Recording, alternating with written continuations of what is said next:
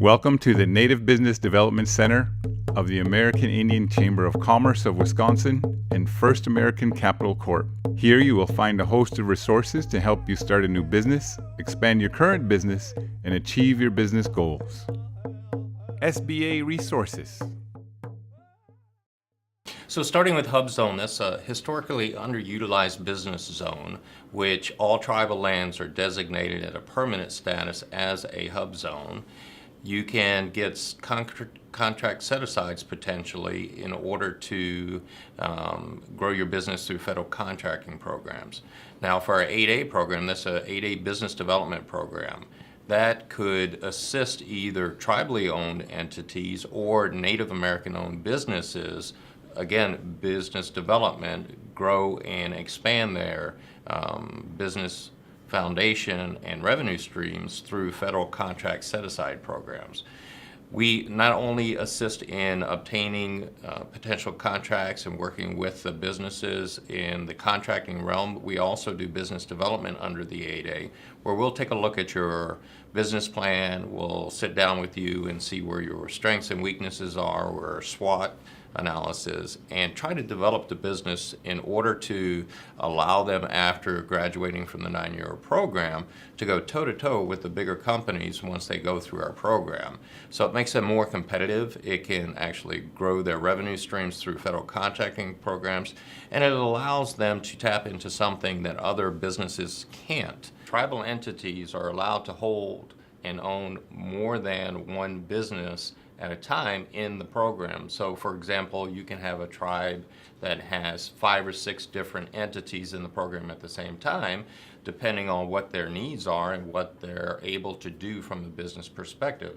You could have something as far as manufacturing on one side, and then on the other side you could do something related to lumber and forestry management.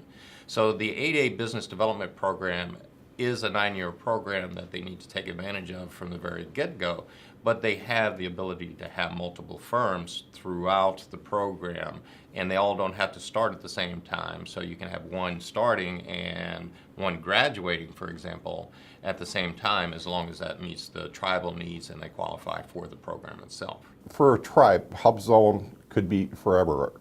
I mean, I've seen Hub Zones in the city, like the city of Milwaukee, and that can move around like every 7 years or something like that. But Right. For a tribe, that Hub Zone is there for, as far as I know, forever. So the tribal land are designated as permanent Hub Zones. So as you mentioned before, depending on the economic situation of a city or a suburb, the Hub Zone area could be certified and then decertified years later after the economic situation improves. For tribal lands, that certification program basically is not taken into consideration. Tribal lands are Hub Zones, and there is no certification limitation or no decertification for that. So if you start a business on a Hub Zone as a non-8A or non-Native American entity, you can keep your business on that tribal-owned property and not worry about being decertified in the future and having to relocate on a new recertified property. Excellent. So it's a great advantage for the tribal lands.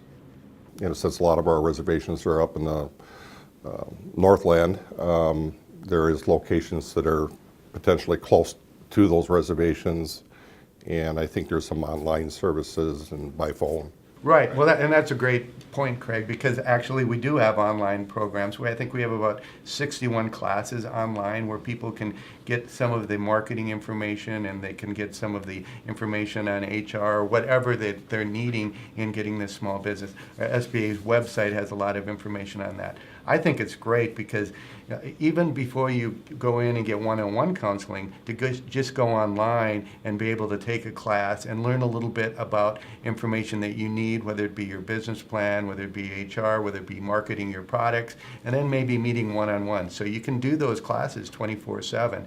And actually our Office of Native American Affairs actually have 4 classes basically targeted at Native American businesses that you can take online for free whenever you want. So it's just, you need access to a computer and a website. So Yeah, I think it's also part of my role to actually try to get more information out to the reservations to show the access to SBA and the services that they can provide. Yes, absolutely. One of the nice things, Craig, is that we have a team of business opportunity specialists that actually travel the state of Wisconsin, meeting with people that are either in federal contracting from a business perspective or looking to get into it. And in addition to that, you can always give us a call here and talk to some of our economic development specialists that would provide guidance and information on whatever your needs require. Eric, Frank, thank you for joining us here today. We appreciate the strong working relationship we have with you. We hope our viewers have learned more about the resources and programs of the SBA. Thanks, Greg. Thank you very much, Greg. We learned a lot today talking to Eric and Frank of the U.S. Small Business Administration. I hope all our native businesses take advantage of the opportunity and resources that the SBA has to offer.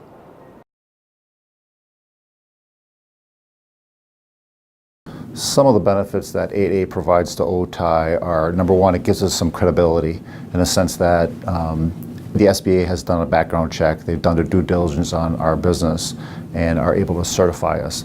That gives contracting officers a level of comfort knowing that there has been this process in place. Doesn't guarantee us any work. We still have to work very hard on our marketing efforts. We still have to give a very good price, and we still have to demonstrate our capabilities. Other things that the SBA does for us is it shrinks the level of competition. So we're not competing with everybody out there, we're competing with other 8A firms, and that just gives us a little bit of advantage. HubZone and 8A are critically important as the company and the business expands into other ventures. 8A and HubZone issues would be an asset for the company in terms of growth in the manufacturing industry. Menominee County is the 72nd county in the state of Wisconsin and the poorest county in the state of Wisconsin.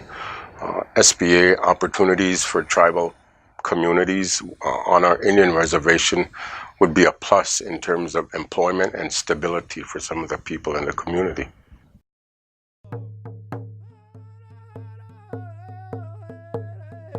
The Native Business Development Center was developed by the American Indian Chamber of Commerce of Wisconsin and First American Capital Corp., who, along with their sponsors and financial partners, are committed to helping Native businesses in Wisconsin grow and thrive.